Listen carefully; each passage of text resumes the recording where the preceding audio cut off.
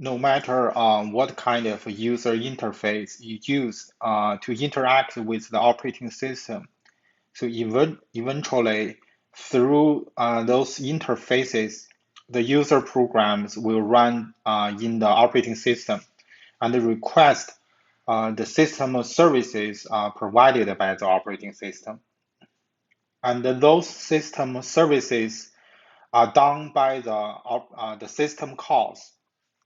System calls provide the real interface to system services. The system call are typically written in high-level programming language such as C or C++, because these two languages are easier for people to understand and also provide a good running efficiency. So when the user programs request the service, the system services, so mostly through the high-level application programming interface, which is shortened as API. So rather than directly name it system call. Actually, there are three common APIs. So Windows 32 API, which is used by Windows operating system. Linux and Mac OS will use POSIX API and also the Java API. So when you use the Java programming language, you have to install the Java virtual environment. The Java API is provided inside the Java virtual environment. So one thing I would like to mention is that most system call names we used in this course are generic name. So which means those names may be different from the real name defined in these three APIs. But the purpose we use the generic name is because we hope that through the name, the students can quickly understand the function of the system call. So that's why we will use generic names for these system calls. In this slide, it shows a simple example of system calls. So use this system calls to copy the contents of one file to another file. So which is a very simple action in the operating system. Here you are maybe using command line or other user interface. So we need to send this request to the operating system. Through the interface, the system will get the input file name and also the output file name. Then another system call is used to open the input file and also open the output file.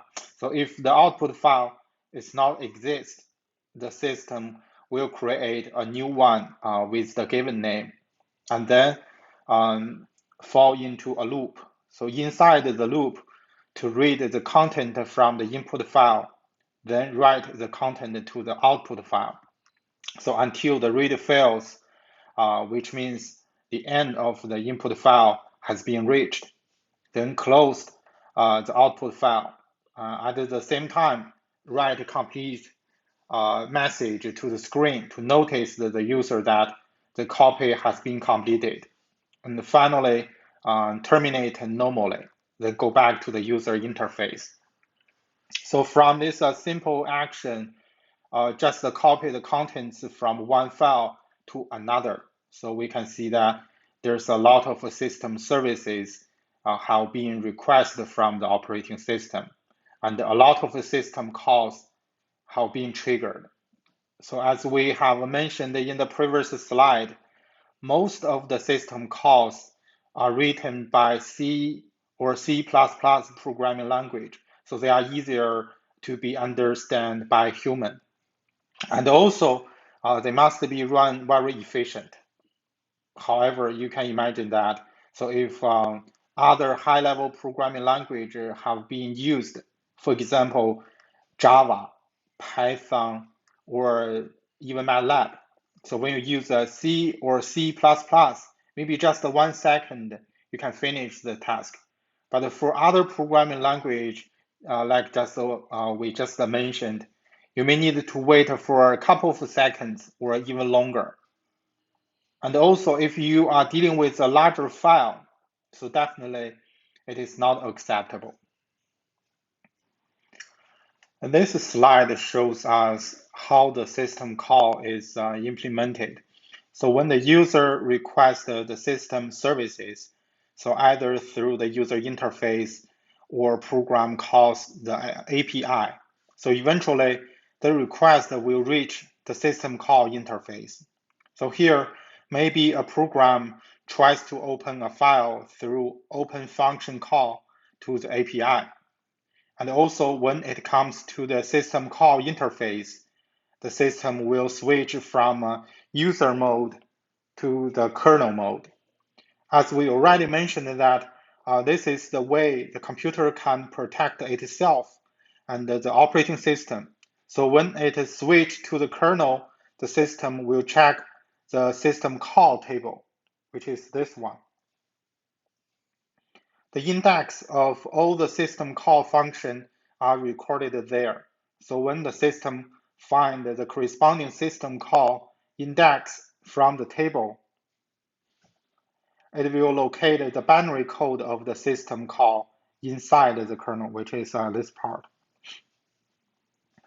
Then execute the system call to generate the result, then return the result back to the user program through the system call interface. So after that, switch the kernel mode back to the user mode. Then the user application will receive the result that either the file can be opened or some error message has been returned. So maybe because the file is not exist. So from this system call implementation, we know that the user doesn't need to know how does the open system call have been implemented. Actually, only two things the user need to know. So one is to know the name of the system call and what parameters need to be passed to the system call. Another one is to know what the results should be expected. Based on the expected result, the user program can do corresponding response to it, and all the dirty work will be done by the operating system.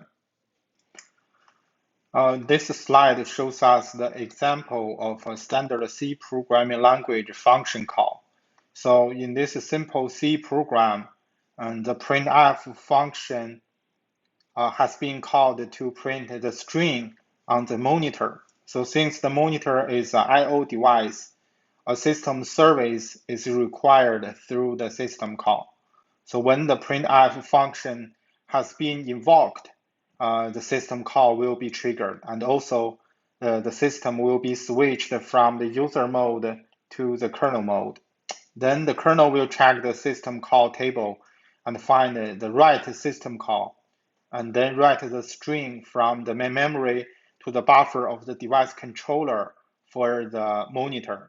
So when the string is showing on the screen, the result will be returned to the interface. So eventually return back to the user program.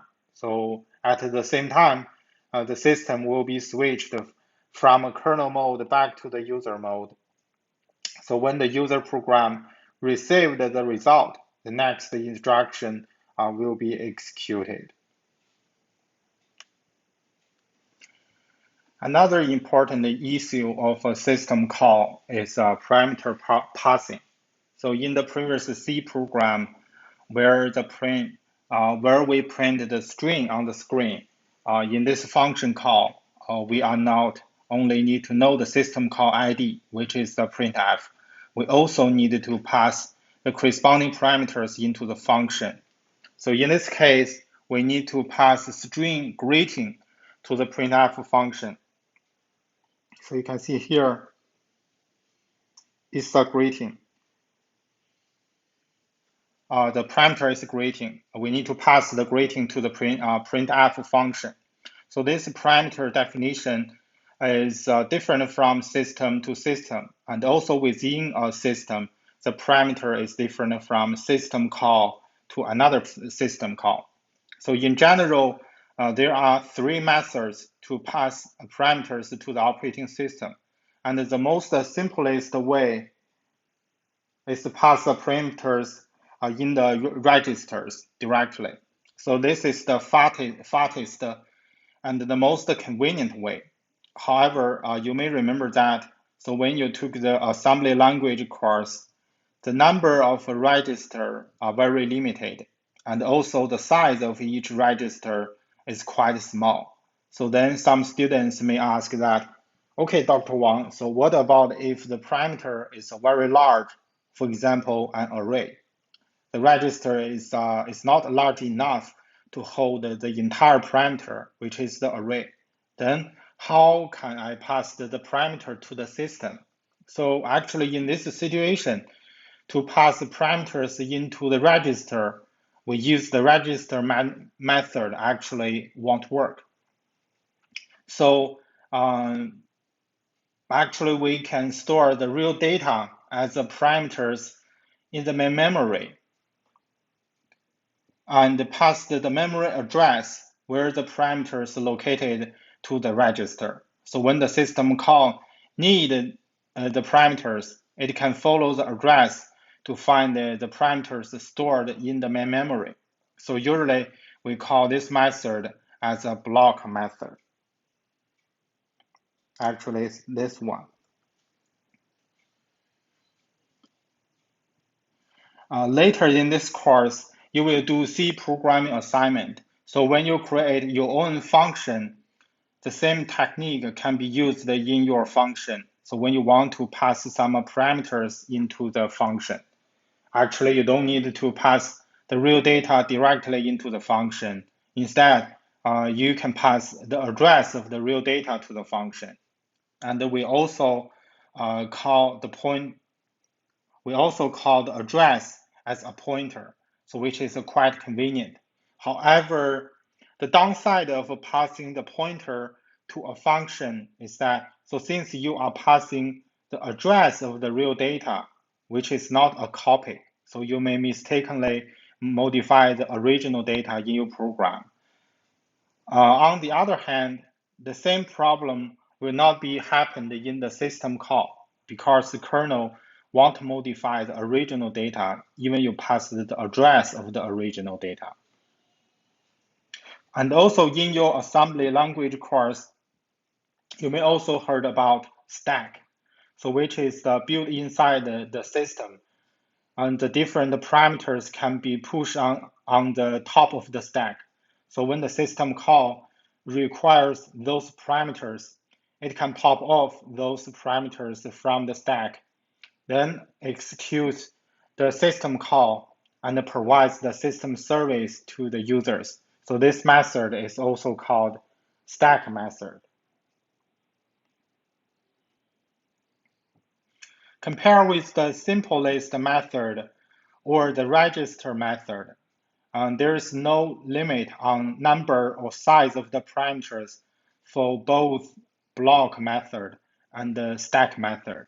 So for a stack method, it's pretty straightforward. So sometimes we can mix the method together to further improve the efficiency. For example, when the parameter is too large, so instead of pushing the whole parameter into the stack, so we can push the address or pointer of the parameters onto the stack. When the system call needs the parameters, it can pop off the address of the parameters and get the data from the main memory.